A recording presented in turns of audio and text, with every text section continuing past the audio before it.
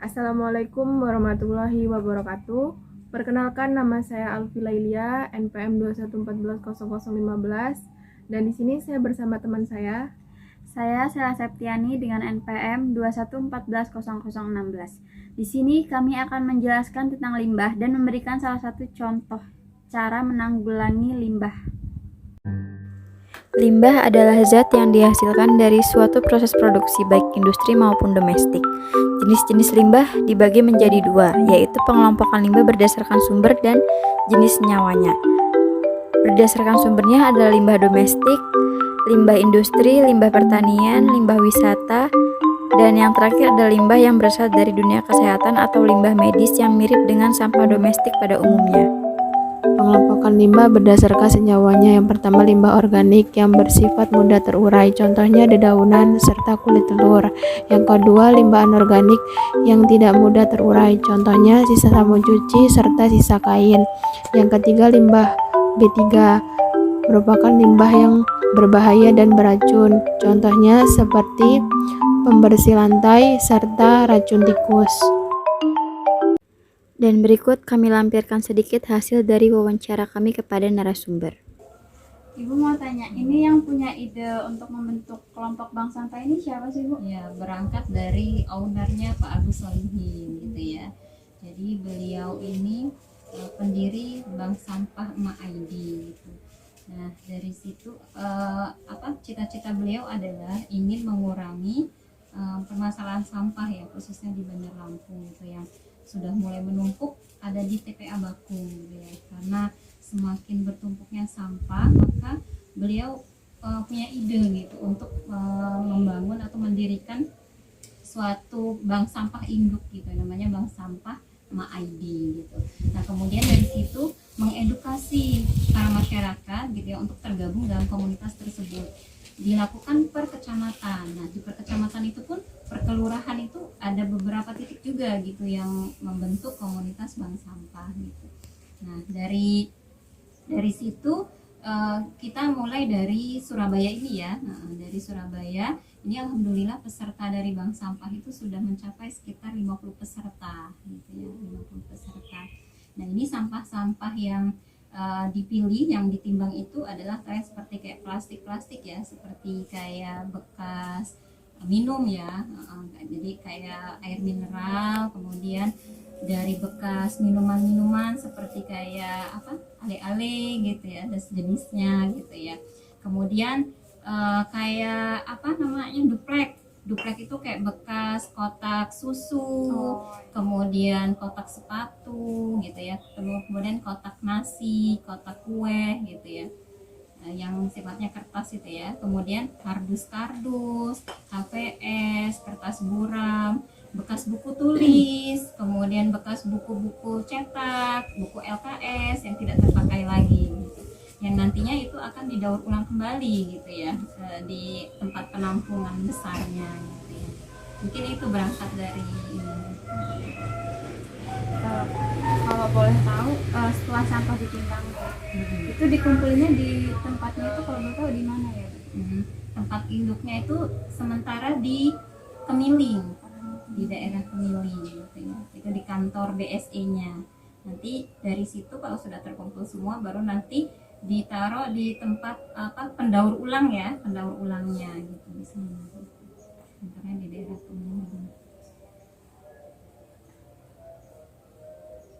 Setelah dikumpulkan, sampah akan didaur ulang menjadi apa aja? Nah, kalau untuk yang sampah-sampah kayak kertas itu kan bisa diolah kembali ya gitu ya, menjadi kertas kembali. Nah, kalau yang seperti tidak bisa didaur ulang kayak misalnya plastik-plastik ini gitu ya, maka ada dari Bank Sampah Emak ID ini punya ide juga gimana kalau mengedukasi masyarakat sampah-sampah yang tidak bisa didaur ulang, yang dia untuk penghancurannya lama gitu ya, dibuat kreativitas. Jadi suatu produk yang kreatif yang itu bisa menghasilkan gitu ya, produktif banget kan gitu ya.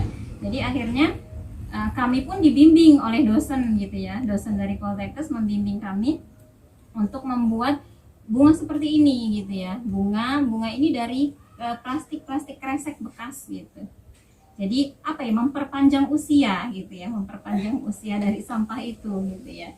Jadi dibuat seperti ini yang nanti hasil ini akan dipasarkan gitu ya, dipasarkan, dijual, kemudian nanti bisa menghasilkan uang, dan uangnya itu untuk ibu-ibu yang ikut berpartisipasi ya untuk dalam tergabung dalam komunitas ini. Jadi sampah bisa menghasilkan cuan gitu ya. Dari sampah bisa menghasilkan. Kemudian dari sampah juga ternyata kita bisa berdonasi tuh gitu ya, bisa membantu sesama gitu ya. Kemudian juga bisa membantu untuk yang dia tidak bisa maksudnya putus sekolah gitu ya, ingin kayak anak-anak pemulung gitu ya yang dia kesulitan untuk sekolah. Nah dari situ nanti dari donasi uang itu gitu ya, itu untuk memanggil gurunya gitu ya. Jadi dari sampah itu bisa bisa membantu sesama ya, dari segi sosialnya, pendidikannya gitu ya, seperti itu. Jadi anak-anak yang pemulungnya dikumpulkan Ya, belajar bersama gitu ya, Bu? belajar bersama.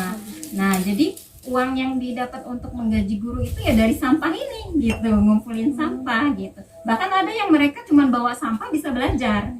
Dari mereka bawa sampah dari rumah tuh, mereka bisa belajar gitu. Jadi sampah mereka dari rumah misalnya bawa kardus, bawa kaleng misalnya, dan itu bisa ditukar, dia bisa belajar gitu di situ. Jadi SPP-nya di situlah ya gitu. Itu programnya ya. Gitu. Itu programnya gitu. Itu memang luar biasa ya, programnya banyak sekali. Kemudian ada juga nanti bakal ada program namanya umroh. Jadi dari sampah kita bisa umroh gitu. Itu seperti itu programnya. Program ke depan. Caranya gimana? Caranya kan di sini kan sudah ada sekitar 4.000 nasabah. Ya. Jadi masing-masing nasabah kan punya tabungan mereka, tabungan dari sampah kan. Setiap mereka nimbang kan ada yang dapat 5.000, 10.000, 15.000, 20.000. Nah nanti dikumpulkan misalnya setiap orang 5.000 dikali dari 4.000 nasabah. Jadi nanti bergilir gitu mereka umrohnya gitu ya. gitu. Itu akan program kedepannya gitu. Program kedepan ini akan digulirkan untuk umroh gitu. Kalau yang ini yang untuk pendidikan tuh sudah mulai berjalan gitu, sudah mulai berjalan. Untuk yang pendidikan mereka cukup bawa sampah, mereka bisa belajar gitu dengan membawa sampah gitu. Mau tanya lagi Bu, Iya. ada nggak sih kendala dalam proses mendaur ulang sampah? Ya karena sama ini kami belum ini ya, untuk yang kita kan mendaur ulang yang ini aja ya. Iya. Kalau yang pertama ini butuh ketelitian yang pasti gitu ya. Iya, Bu. Kemudian punya jiwa seni. Kalau nggak punya jiwa seni, Iya. ya ngapain ya gitu ya. Bentuk apa kan ya? Gitu ya. Iya, benar, Bu. Intinya memang dia punya kemauan, keinginan, kesabaran gitu ya, dan memang punya jiwa seninya gitu. Kalau nggak ada punya jiwa seni, nggak bakal mau deh, ngapain sih repot-repot gitu Iya, buat benar, beginian benar, gitu. iya. Jadi mungkin ininya di situ ya Harus kendalanya, ketelitian. ketelitian, memiliki jiwa seni, kesabaran gitu. Itu butuh seperti itu. Karena memang beda ya nilai jualnya mungkin ya. Tapi kalau yang punya jiwa seni begini bisa dapat 1 juta. Iya Bu. Iya. Iya. Kalau dia memang punya jiwa seni, kita jual bisa nih 1 pot ini 1 juta. Kreatif. Karena dia melihat bukan dari bahannya, Iya. ya kan? Tapi dari Dari kreativitas, nilainya. View-nya ya, dari view-nya itu yang lihatnya gitu. Kalau yang jiwa seni begini bisa mahal gitu, tapi kalau yang nggak punya jiwa seni apaan ya dari sampah gitu kan. Kalau misalnya udah jadi kayak gini Bu, mau dijual atau bagaimana? Iya, dijual, dipasarkan gitu.